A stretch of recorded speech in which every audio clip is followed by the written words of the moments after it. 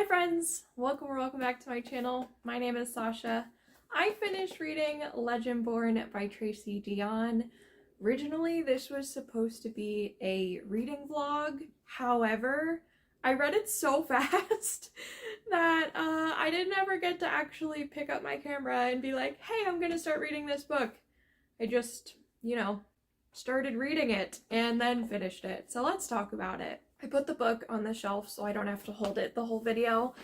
I do want to say I do feel a little self-conscious when I do verbal book reviews. I, through and through, to my core, my very being, is a writer via my hands. I do not communicate well verbally a lot of the time, which is extremely ironic considering the fact that I have a YouTube channel and do reaction videos and dance analysis, and my YouTube channel is actually a great way for me to practice communicating. I also gained a lot of experience communicating by working for 8 years in a theme park selling merchandise. That was another really big exposure into here's how we talk to a bunch of different people and just, communication. So I might fumble over ideas or words, and if you really want to know my concise, edited thoughts on this book, please check out my blog. It's readwithme.sashamarie.com. It should be linked in the description below. I've also posted this review on Lemonade on TikTok, and I think I just linked my review on Instagram because you can't have such long text. So let's first talk about why I decided to pick this book up. This book has been all over the internet for many, many years since its sort of debut and opening onto the scene, entrance, if you will. I was hesitant to pick it up because it was getting so many rave reviews, and I didn't want to go into a fantasy young adult novel with those really, really high expectations and then have the letdown after. So I sort of just put it off until finally I ended up going to my library last month in February looking for Lore of the Wilds. Turns out that book didn't actually get published until the end of February, so it wasn't available in my library yet. But I was able to find Legendborn and the second book in the series, Bloodmarked, so I did end up picking both of them up as sort of just circumstances and the stars aligning, bringing the book into my life that way. This story, like I've already mentioned, is a young adult fantasy story that does follow a 16-year-old black girl as she does an early college program at the same college her mother went to when she was a student. There are a lot of heavy topics in this book. It's set in the South, so there is, not that it needs to be the South, it could be anywhere in the United States at this point, which is a whole different conversation, but there is a lot of racism throughout this book. There are flashbacks not only to our main character Bree's, her own life and her own flashbacks to her mother, but there are flashbacks to her ancestors' lives and their extreme hardships through slavery, just racism in the 50s, just all different anecdotal points and flashback scenes that most of them quite heartbreaking, and intentionally so because that is history, and it also is sort of the catalyst for what Bree is to become throughout the entire novel. Something else that is heartbreaking but that I thought was done so masterfully and so well is that Bree has just lost her mother. Her mother passed away in a car accident, and Bree isn't sure if it was an accident or intentional and that someone came after her family. And the novel really is the way that Bree is processing her grief. We do have some instances where Bree is in therapy dealing with that, and the therapy is kind of beautiful because it's not a traditional, let's sit in a room, you're on one couch, I'm on one couch, let's discuss. therapy for them happens on campus, which makes sense. It also happens outside, around nature, and in different places around the campus. And I thought that was a really interesting way to sort of show Bree is trying to be grounded, but also it's not quite working. It also was a great way to tie in another aspect of magic. And I am going to try and keep this review as spoiler free as possible, so I'm not going to go super in depth with that yet. So if this is a fantasy novel, there's obviously going to be magic.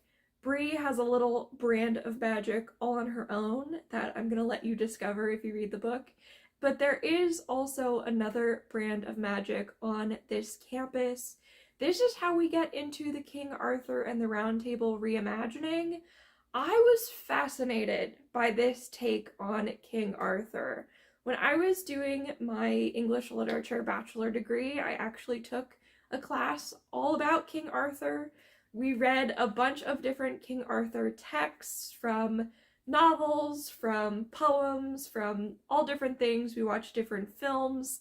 It was such a really cool class because our professor was just, he lived and breathed King Arthur and the Round Table. He was all about it. He was so enthusiastic that it made the class really enjoyable. And I think having that background knowledge of King Arthur from my own personal studies in college really helped me with this book and helped me navigate once we were brought into this other magic system based on the Round Table. I think I've heard and peeked at some other reviews of people saying that this book can be challenging to get into. There are so many new words, new vocabulary is introduced. There is a magical hierarchy introduced throughout the Round Table, which, if you know about the Round Table in general, kind of makes sense. But there are so many just standard fantasy elements that I think if this is one of your first fantasy novels, definitely feels overwhelming. But I would suggest push through it as best as you can. There are a lot of characters. There is a lot to sort of piece together of who has what magic and how that magic works and how it manifests from person to person. But if you can just push through, that is almost like the peripheral outer layer of the novel. The real message and the real story is underneath that. And I mentioned in my written review that this novel felt like an onion because there are so many layers to it. We have the magic system. We have 2 different magic systems. We have the inherent racism and the cultural aspect that is being brought to this novel. We have Bree, who is 16 years old in college, keeping up with peers who are already years above her and beyond her. And not only is she keeping up with them, but she's going above and beyond in a lot of circumstances and situations. And she definitely wasn't giving herself enough credit for all of the things that she's able to overcome in this novel, while she's also grieving the death of her mother and trying to uncover the mystery and unravel, was her mother murdered? Like, the girl's got a lot going on, okay? In terms of the cast of characters, we had a lot of really fun people, and it was a great diverse from, my perspective. I thought it was quite diverse. We had her roommate, who is of Asian descent, and so they have that sort of connection and bond there. We also have Nick, who is the person who sort of brings Bree into the King Arthur magic system, and they sort of build a little romantic connection together, and that is incredibly sweet to watch develop. Nick is such a beautiful character and a really, oh my gosh, just his character sort of breaks your heart, as well as Sel's character. Sel is our Merlin of the group, and Sel is, I don't want to give too much away, but Sel has a bit of a dark side to him, and just watching him try and, number one, protect the people he cares about and loves, while also just being so snarky and sassy and just like dangerous, mysterious, super, super powerful, scary at times. Was such a fun character to get to meet. We also had a character that was non-binary, that used they, them pronouns. We had another character who was half Hispanic, and they talked with Bree as she was getting initiated into the round table about, yeah, racism exists here. It is something me and my family struggle with every time we're brought in. And despite like the 21st century setting, racism was still very prevalent because this sort of roundtable society functions in so many ways from the past and through the past. And that was really interesting to see too. I'm trying to think if I missed anything I wanted to talk about in terms of this book. It was just so well done. The way that there is so much happening, and I'm not going to reiterate it because there's just, you've already heard me talk about so much. It's all happening all at once. We're getting the flashbacks, we're getting the solving the mystery, and instead of uncovering the truth of this thing, we actually uncover the truths of 5 other things. And so now we have all these other paths we can go down and investigate. Also, there's demons, and people are dying and getting really seriously injured. And the novel does not shy away from graphic violence. And it was just, there's so much here. There's so much to unpack. And I was incredibly impressed with how in-depth this novel is emotionally, how fleshed out it is from a fantasy standpoint. The way that King Arthur was reimagined is so cool. I read a lot of different King Arthur stories in college. This is just such a cool spin and a cool take on the story overall, and I loved that so much.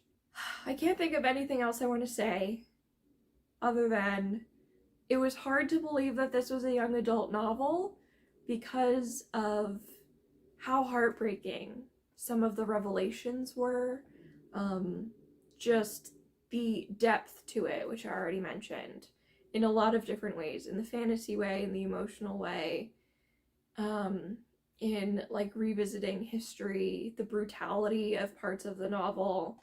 But then I have to remind myself that if we take out the magic and the demons and that aspect of violence, everything else does and is happening to the youth who might be reading this novel.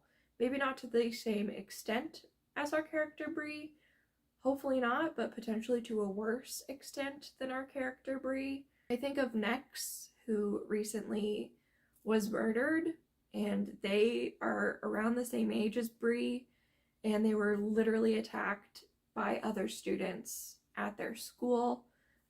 Allegedly, I guess I have to say allegedly to keep my own self safe from law, and yeah, so it was really hard to sort of wrap my head around the fact that this is a young adult novel, because if you take out the fantasy, these things are being experienced by young adults in our real world, and that's crazy. So all in all, recommend this book if you enjoy fantasy. Recommend this book if you are interested in a new take on King Arthur. Perhaps if you don't know anything about King Arthur, do just a smidgen of research. Do a wiki, just a quick, real quick summary of the Round Table, of the Knights, of Merlin, of Morgana, of, just real quick summary. And it'll help you get through this novel. I really liked it. I am almost finished with the second book. I can't believe it. I almost was gonna wait until I finished the second book and do both my reviews at the same time, but I didn't want the details of the first book to get meshed in with what I'm reading now. So I will have another book review coming soon. I did check already the third book in the series. I think it's Oath. Legendary Blood Marked Oathbound, I think, doesn't come out until 2025. So I've got some time to chill on this series and read some other things in the meantime. I hope you enjoyed this video. I had a really great time reading this book. Definitely check it out. Don't forget to support your local library. If you live locally, you can get a library card. It's pretty much how they work. You can check it out online. Support your local library. They are great places for you and your family and your friends.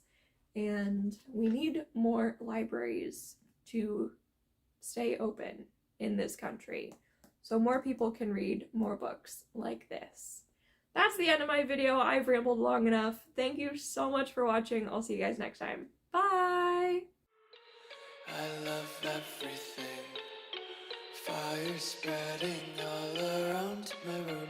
My world's so bright, it's hard to breathe, but that's alright.